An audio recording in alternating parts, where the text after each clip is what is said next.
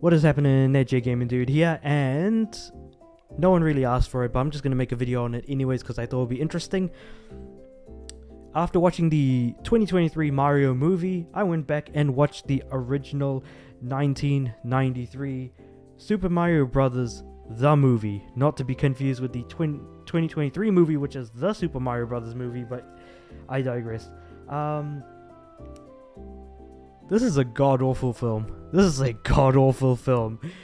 It's either going to be you love it because it's so bad that it's good, or it's going to be it is so god-awful that no one deserves to give it the light of day. And honestly, I wouldn't be surprised if more people were in the latter.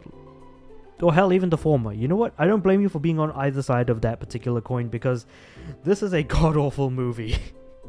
And it should just be watched and kept for posterity, just because it existed as like the first movie made out of a video game franchise. Because of all of the characters to pick, there's no mention of Peach in it.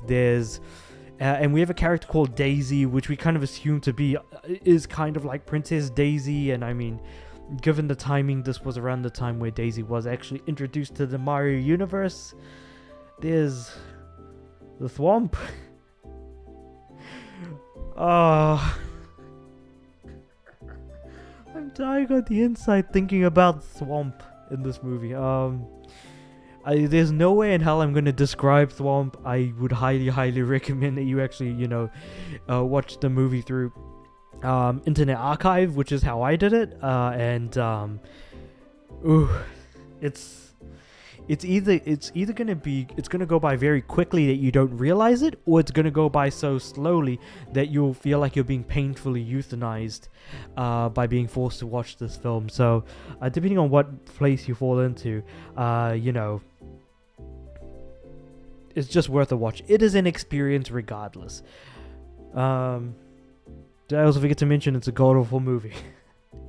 I can't bring myself to talk about this movie at all or describe anything about it, because I want people to know as little as possible going in, experiencing it, walking out either with happiness because they're like, thank goodness I'm out of the cinema, or exit in disgust being like, I wasted my time, what the heck was the point of any and all of this.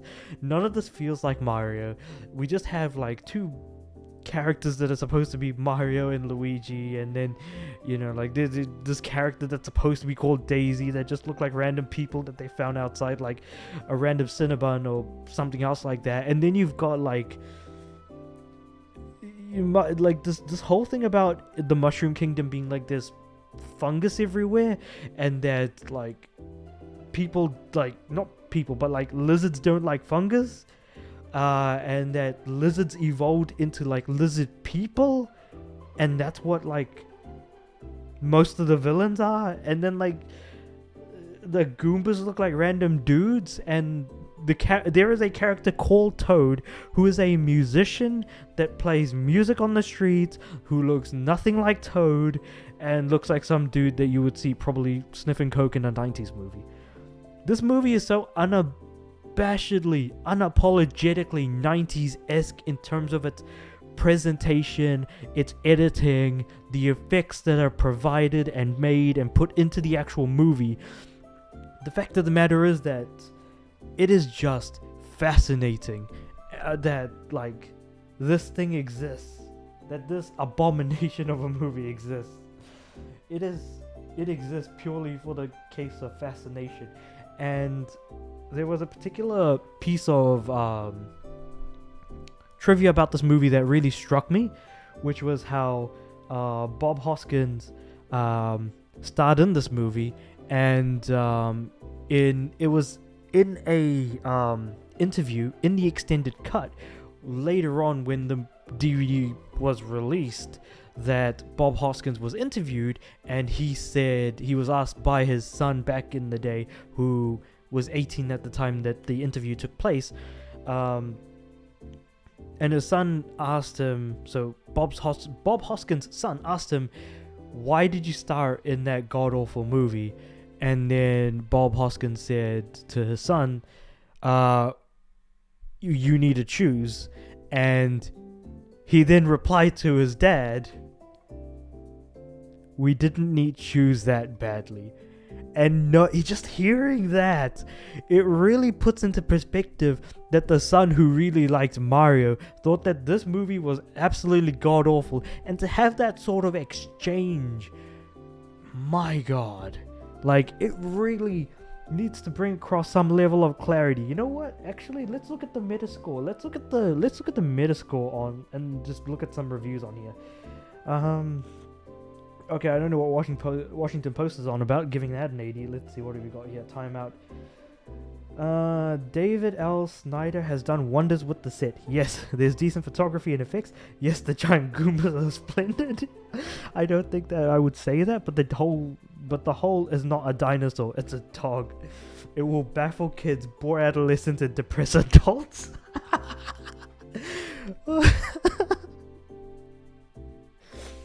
It will baffle kids, bore adolescents, and depress adults. Wow.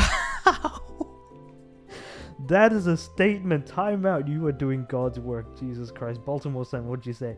Super Mario Brothers ain't no game, but it ain't no movie either. The huge, busy, empty, uninvolving mess is marooned halfway between narrative and spectacle, neither fully one nor the other. Forget a meandering plot that has a whole lot of nothing going on. Actually, you know what? That's true. That's another thing I could say about this movie. Baltimore Sun, you're in on something. You are doing some good stuff right there. TV Guide magazine, what have we got? Despite eye-catching sets and smart casting, this first feature-length film to be adapted from a video game is a bloated muddle. Again, it's probably repeating exactly what Baltimore Sun said, so yeah, I'm not going to lose sleep over making comments about that. Austin Chronicle. Loud, frenetic, and facile? I mean, facile, I could probably imagine. Super Mario Bros.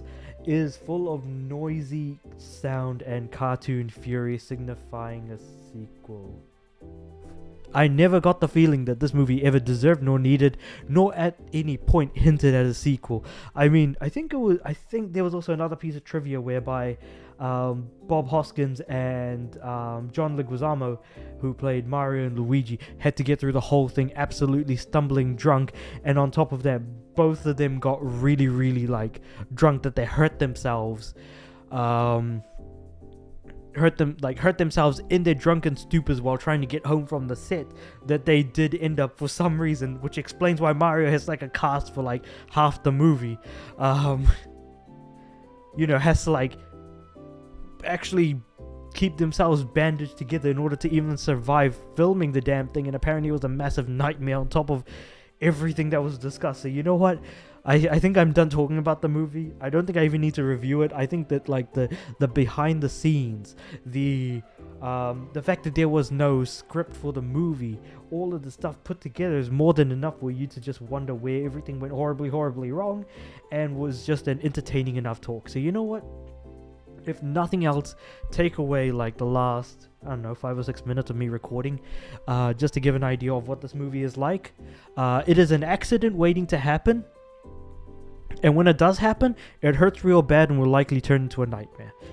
But all things said and done, this isn't a great movie. If I did have to rate it out of 10, I'd give it like a 2.